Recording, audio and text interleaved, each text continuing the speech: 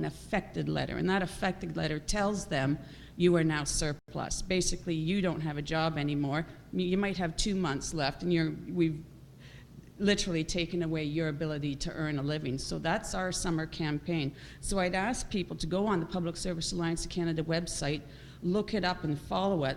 Follow that campaign in the street.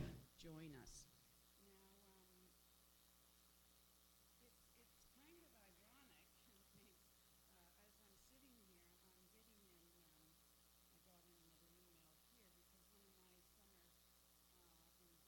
summer endeavors is to travel across the north, Whitehorse, Iqaluit, and Yellowknife, and I'm taking a videographer with me, and we're going to get some personal stories about the damaging effects and impacts of the people who have lost their jobs. So as we're sitting here talking about this and C-38 and the job cuts, we're setting up the scenarios and the scenes for these videos, and I just want to share this.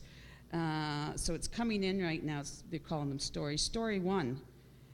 This is a brother, worked for Parks Canada for 33 years, totally committed to the organization and mandate. He recently received the CEO Award of Excellence, and he was just surplused, just short of retirement. He was a pillar in the community, and him and his partner were both involved heavily in politics, and now because of being surplus, being called redundant, they now have to leave the territory. Story two, the sister had been with Parks Canada for 25 years in a variety of positions, excellent performance evaluations all along the way, competent, efficient at all of her jobs. She just got surplused at 59 years old. Story three, local. He was hired just out of high school, and he's developed his career with Parks Canada over the last 20 years. He's just had his full-time job reduced to a seasonal position. We know the seasons here in the north are rather short, so we went from earning a full-time salary to now earning a wage 4 months in the year. He too, his family and his young, teenage children now have to leave the territory. So this is what's happening to the working people in Canada. And if Harper gets his way, there's going to be a total obliteration of the working class in this country. And what we're going to be turned into is what we were hundreds of years ago, the haves and the have-nots. And this is what we've got to stop. So this is the other message I'm delivering to you. Labor is behind you all the way. We will fight this fight with you all the way, because what we're counting on, and no pressure, is that Thomas Mulcair is going to be the next Prime Minister of this country, so we can protect the rights of the working people who built this country. And that's my message to you.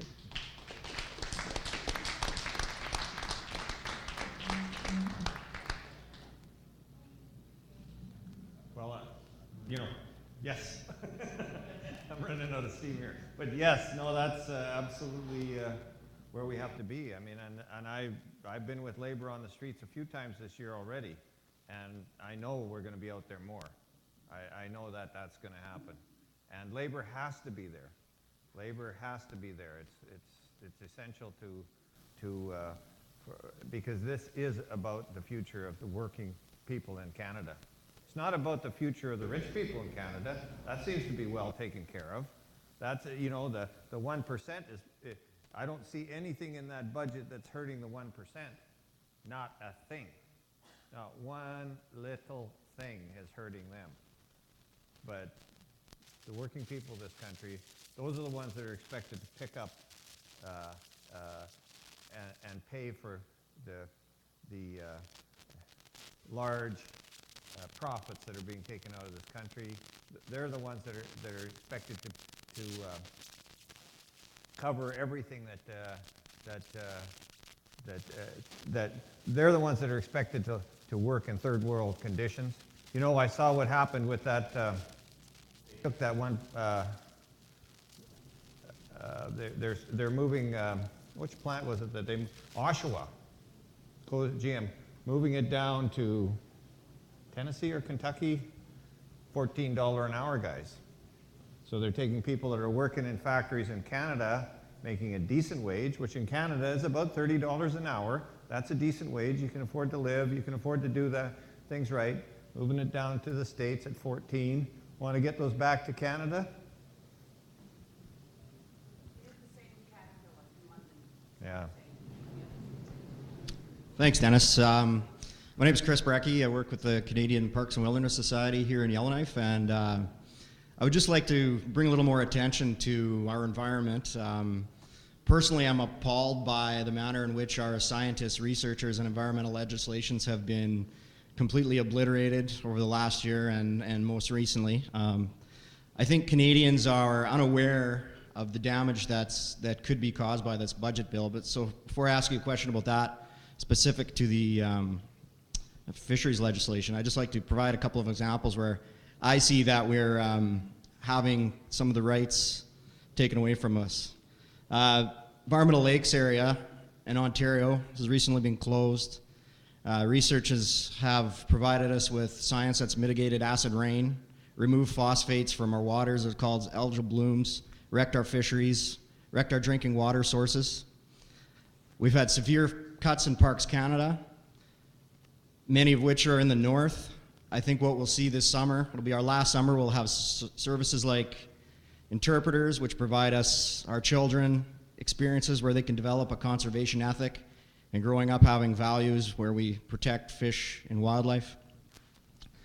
I guess we could go on and on with the examples, but what I find to be most appalling is that we have things like the fisheries legislation hidden in this budget bill where someone like myself who's interested, has time within my job, has an education to do so, must take the time to pine through 452 pages to see what this actually means. What does it mean? Why am I appalled? Why am I so pissed off that my Fisheries Act is being gutted? I'm led to believe that little fish don't matter. Do I have to now justify that the fish I'm catching and the water I'm drinking is economically viable for it to be protected? How do we find these things out? How do the people of Canada find out how we're really being affected? It's just going to be shoveled in. And I guess I'm going to just ask you maybe if you can give your interpretation of maybe how the Fisheries Act will be changed. Will we have a Fisheries Act? Will we have a Fisheries Department? Thank you.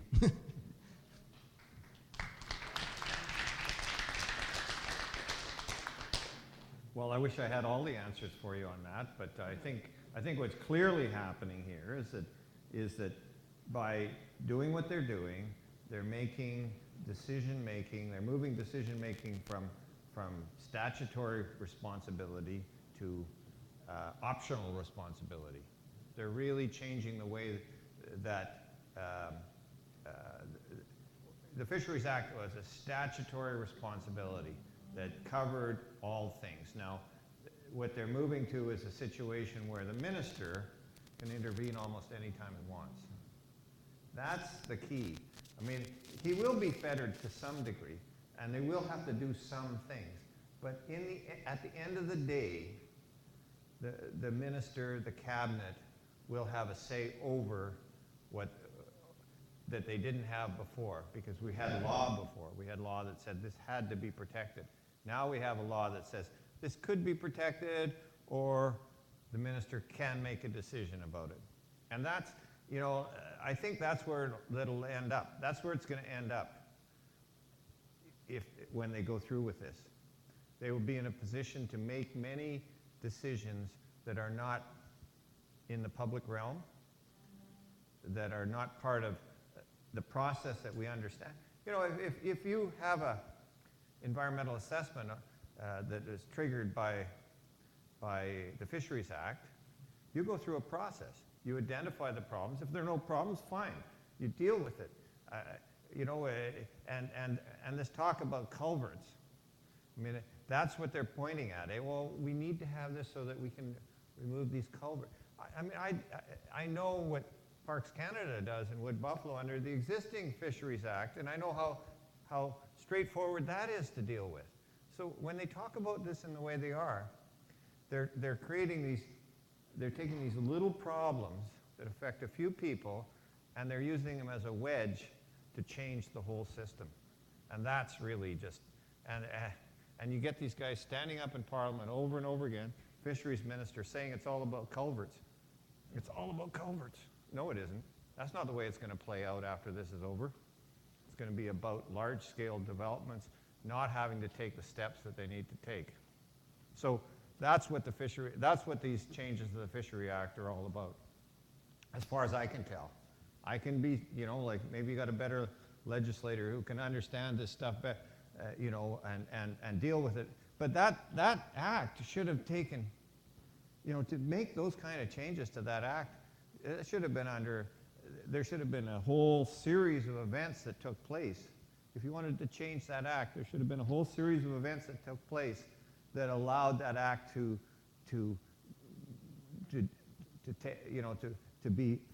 be changed. It didn't take place. Therefore, most of us are very suspicious about the outcome. And that's, if you wanted to do it right, why didn't you do it right? If you did it this way, why did you do it this way? Why did you stick it in a budget bill? It has no place there. It has no need to be there. So when you do things like that, you do them for a purpose. They didn't sit down and say, oh, gee, why don't we just put all this in the budget bill? They didn't do that. They said, no, we need to put these things in the budget bill because that way we can get them through without any debate, without any understanding what these laws are, and then we will interpret what we meant afterwards. That's what's happening. Third world stuff, third world stuff. That's what's going on. Go ahead, ma'am. Sorry. Realistically, if Bill C-38 were to get passed and it changes, 70 pieces of legislation, in order to repeal those changes before the new government comes in, does it actually take court action against every single piece of legislation? Is that what it would realistically take to make changes before the next government came into place? Well, two things there. These guys got lots of lawyers, so they're not doing things that they think are that they can't. They fight everything now. They'll fight everything now. They got more lawyers than you. They got more lawyers than anyone else. So that'll work to some degree with First Nations because they have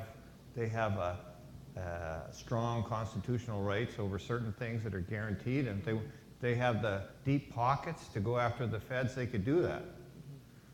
Many of us, so that's going to be a tough one to do, and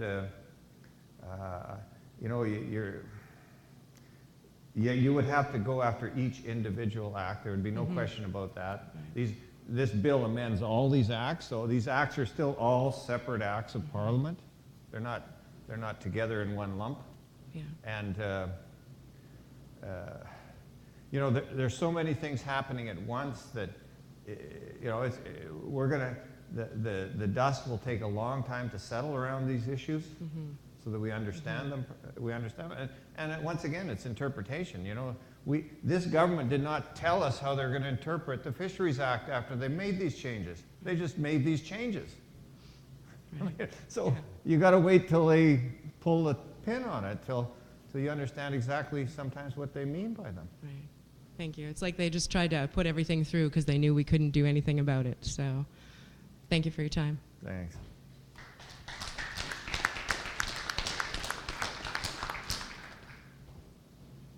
Bonjour Denis.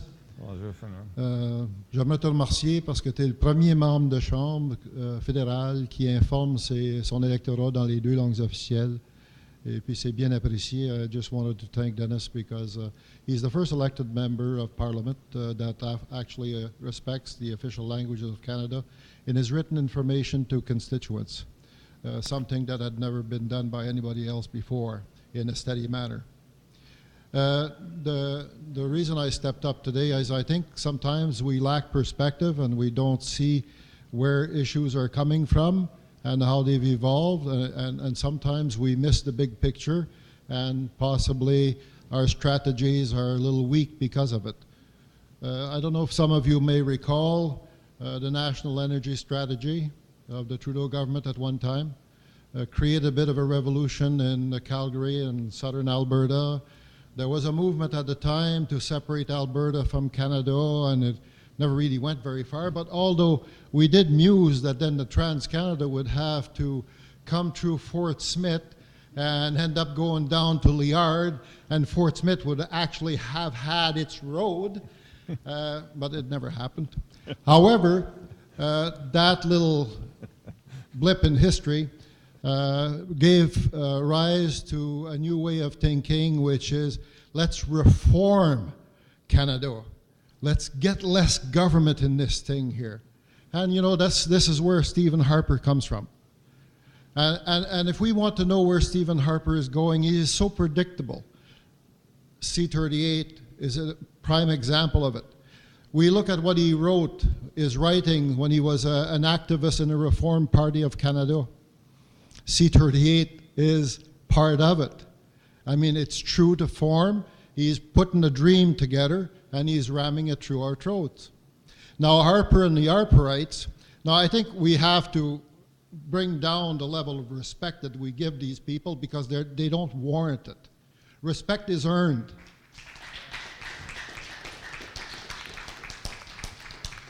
Now, Harper and the Harperites, because they're all his acolytes, I mean, nobody seems to be able to speak without his permission. And if they do, well, they don't speak for a while after that.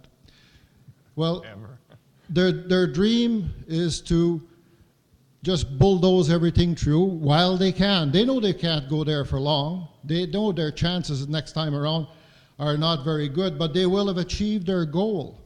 And for some of us that would like to believe that we can bring things about again with just one more election, that's a lot of daydreaming. That's as bad as what we've seen south of the border, where people pin their hopes on the first mandate on the first president that they had for a while that made any sense. It will take the damage created by this bill and the future ones coming, because there's 2 more years of bills like this coming. Three. No, the third one he's going to try and schmooze us. Sure. You know, that's when the sugar comes in. Last year of the mandate, a little bit of sugar drops, people fall asleep. Oh, he's not so bad, and chances are he'll come close to another majority. But the thing is, we forget these things. We forget where things are coming from, and I think it's important that we remember it. Now, when we do the strategy, it should be important that when you hit the streets, that you popularize the jargon, because a big percentage of people don't vote, and we have to get them back at the voting stations. The young people hardly ever vote. You know, the young vote, it's not there. And we've got to get them started, because it's a habit. Once you've got the habit, it becomes a good one. But right now they don't have it. So to kind of get a grasp on the future of our country, and it'll take us another 20 years after this of a lot of hard work to get this steered in the right direction. It never really went to the right direction anyway. The right direction, I think, should be a little bit to the left, and we've always been on the right. So, but to get things steered properly, that support is going to have to be there. It's going to have to come from people that have a stake and an interest, because they're the next bunch at bat. So with that, I leave you, and I thank you again for all your good work.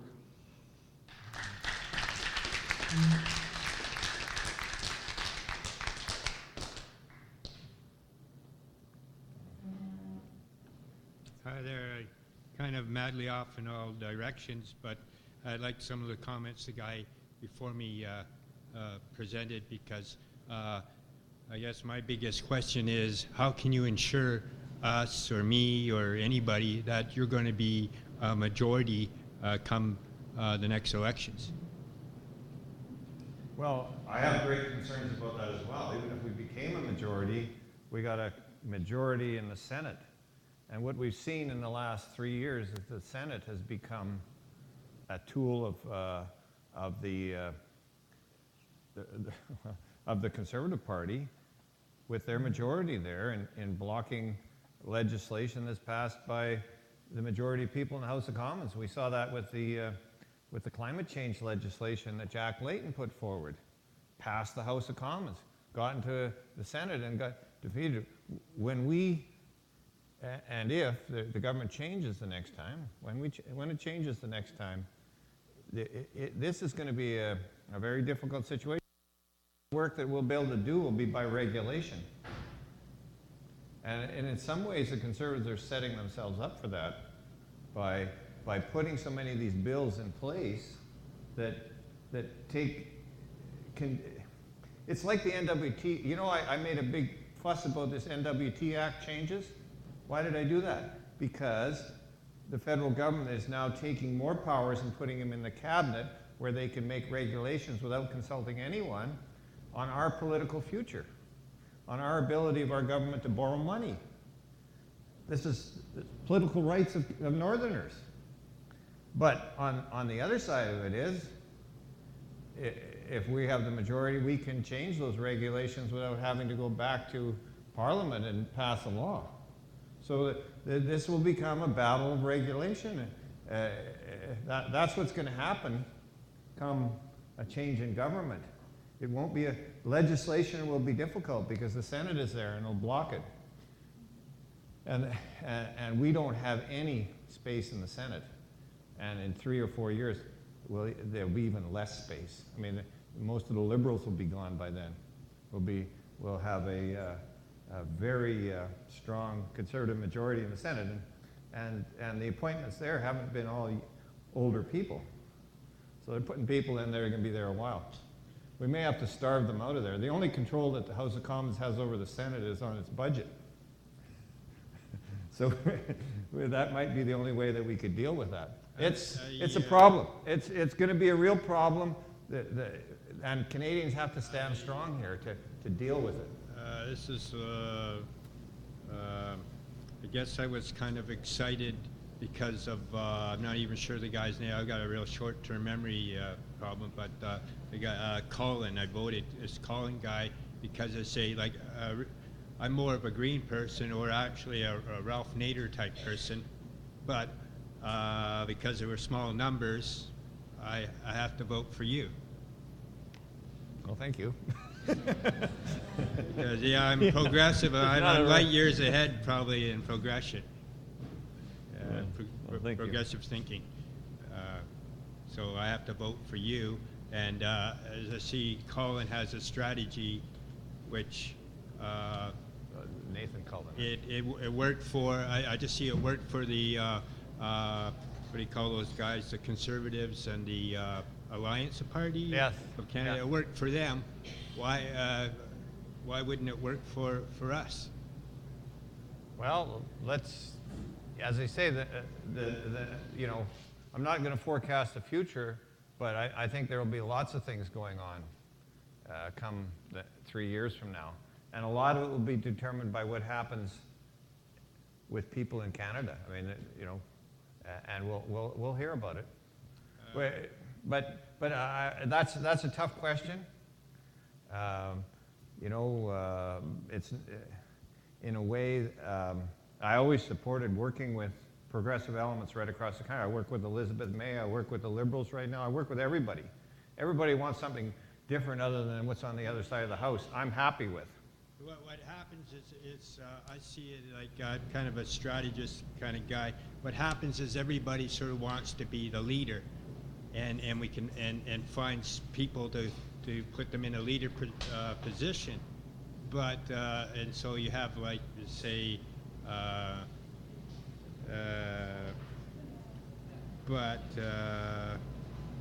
Let's say there's only the way the system's set up only can provide so many leaders.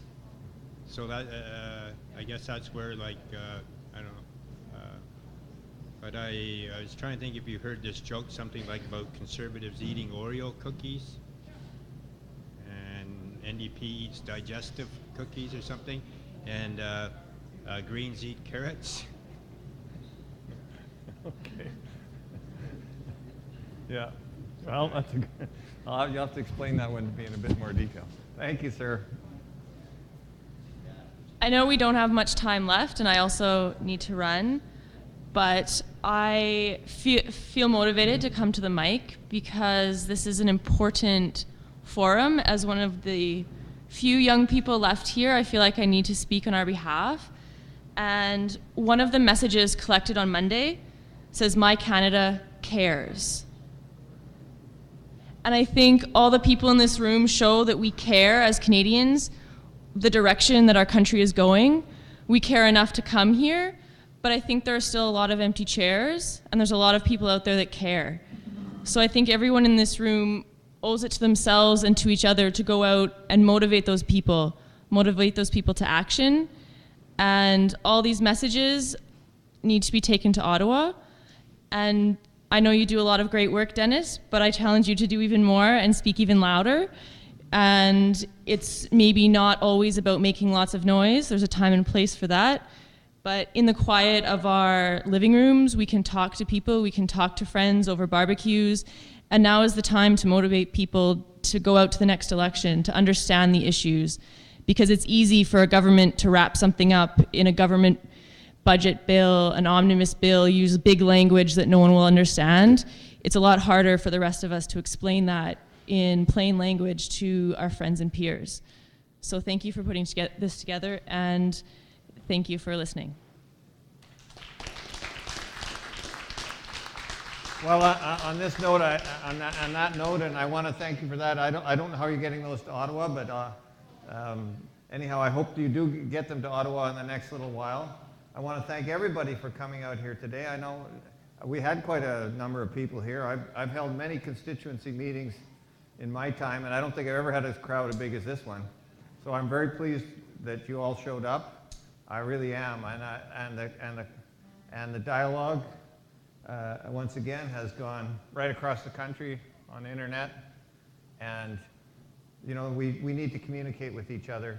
We need to spread the word. Absolutely. Thank you all. Enjoy your weekend, but remember that this struggle will go on, and we will succeed.